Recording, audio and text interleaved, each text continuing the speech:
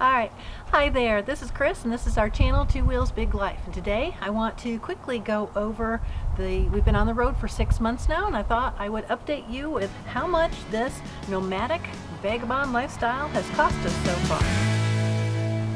So if you watch our channel, you know that we travel on 2 motorcycles. We tow 1 motorcycle trailer. We live out of a tent.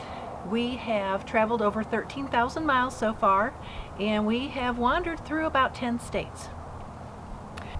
I know a lot of people like to make the nomad lifestyle sound glamorous, easy, and even inexpensive. But I'm here to tell you that there are some costs that I don't think a lot of people talk about when you're thinking about going out on the road. And also, like living in a house or an apartment, there's expenses that you're still going to have when you're out on the road, whether you're in an RV, a van, or like us, living in a tent. Some expenses that come to mind are your cell phone bill, health insurance, vehicle insurance, subscriptions, prescriptions, personal hygiene items like shampoo and toothpaste, and even a haircut or two.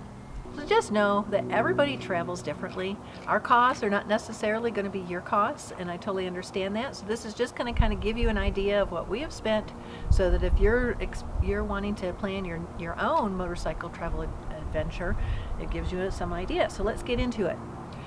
The first cost that we have is gas. Now remember, all of these expenses, I'm going to list them as on average, and they're for 2 people. So we spend about $350 a month for gas.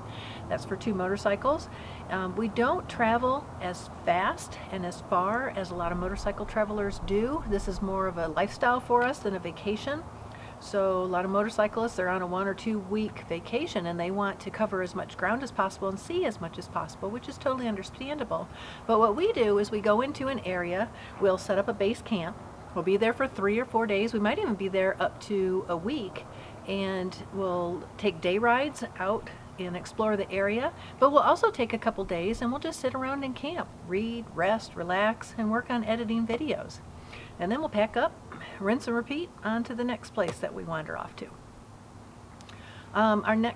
The next thing that I wanted to talk about was groceries and dining out. We spend on average $860 a month. That comes to about $30 a day, $15 a person. And just know that we cook almost all of our meals in our campsite. We have a $50 a month budget for eating out, and that doesn't go too far for 2 people. So what we try to reserve that $50 for is on travel days, and we can hit 3-4 subways on a travel day or throughout the month. Alright, next up is camping and lodging. We spend about $430 a month, comes to about $14 a day. And it's kind of funny because when we first started out, we camped at Mesa Verde, and we met a traveler that we call Mountain Scott. He's been on the road for 3 years, and he lives out of his truck and his camper. And when I kind of smugly told him that, I have budgeted $800 a month for camping, he was rather shocked because he spends 0 and has for the past 3 years. And it kind of humbled me because it made me realize that this nomadic lifestyle that we were stepping into, where we want to try to do it as inexpensively as possible, I kind of really knew nothing about what the heck I was getting into. So we have done more boondocking, we have utilized the Bunko Biker system, and we've also been known to occasionally stay with friends and family, but we try not to do that too often because we still want them to stay our friends and family. So $14 a day, I think we're doing much better than the $800 a month that I was originally budgeted. We'll see if we can't whittle that down even further. So, moving on. Maintenance, tires, and repairs. We average about $140 a month. We have 6 tires rolling down the road, so we need to replace those occasionally. And we do also travel with 1 Harley Davidson. Need I say more? But in all honesty, what we did before we headed out is we got the extended warranty on Richard's motorcycle, and that has really saved our bacon, or our money, whichever you want to refer to, because we've had some issues with his motorcycle, and it has been into the shop a couple times, and we have had to pay 0. And I think the 140 would be a lot more had we not had that extended warranty. All right, cell phones. We pay $150 a month. We have 2 cell phones and 1 hotspot. Richard picked Verizon as our cell phone carrier just because, looking at the map, it's supposed to have the most coverage throughout the nation. It works okay, depends on where we are. So if we're way out in the mountains, we get nothing. And if we're way down in lowlands and valleys, we get nothing. But it is what it is, and we've been able to make the best of it. On to personal. This is one of the things I don't think a lot of people talk about, is we spend on average about $85 a month.